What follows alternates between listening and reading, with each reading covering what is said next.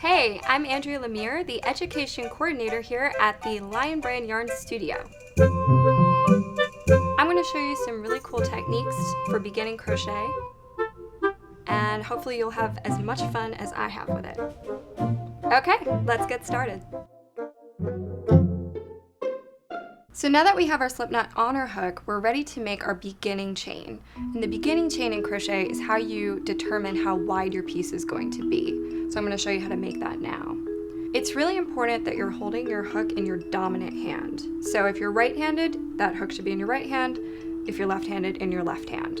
And then your yarn is held in the opposite hand. So let's kind of position ourselves first. So determining what hold you want to use, whether it's the knife or the pencil hold, you're going to hold that hook in your dominant hand, and then we're going to tension our yarn in our opposite hand.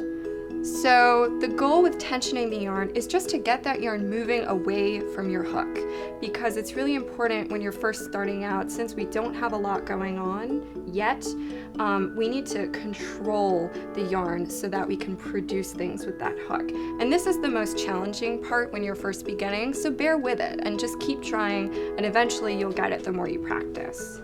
My favorite way to tension my yarn away from my hook is to wrap it once around my pinky to make a loop. And then I'm going to bring that yarn closest to the hook over my pointer finger, so it's behind those fingers. And so this loop around my pinky allows that yarn to be a little tight, and then this is going to be my guide finger. So it's really important when you're crocheting that this finger pretty much stays straight so that it's giving some tension on that yarn moving away from your hook, and that's going to make it easier for you to grab it. If this hold isn't working for you, what you can do is pinch it between these two fingers and hold it closer to the hook like this, or if you want to drop in and try wrapping it, try things out and you'll find what works for you. So once we have our yarn tensioned, you want to make sure that you have some fingers free to keep a hold on what's on that hook, because if I don't, it's just going to flop around and not do anything for you, and that's going to be no fun at all. So I'm going to hold on to that slip knot.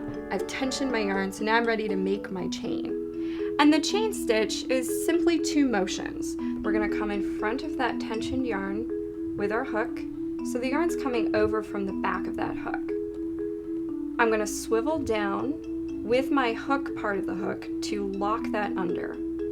And then as I'm gently pulling down on that slip knot, I'm going to almost tuck through that loop, swiveling back up after I've made that chain stitch.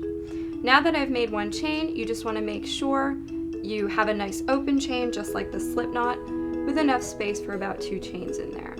So let's make a few more. Come in front of that tensioned yarn with your hook, swivel down to lock it in, tuck it through, and back up.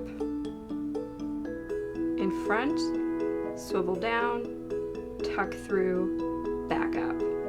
And move your grip as you're making your chain. You want your grip to be really close to whatever's going on just on that hook. So make sure that you're adjusting your grip as you go, maybe every few chains or so.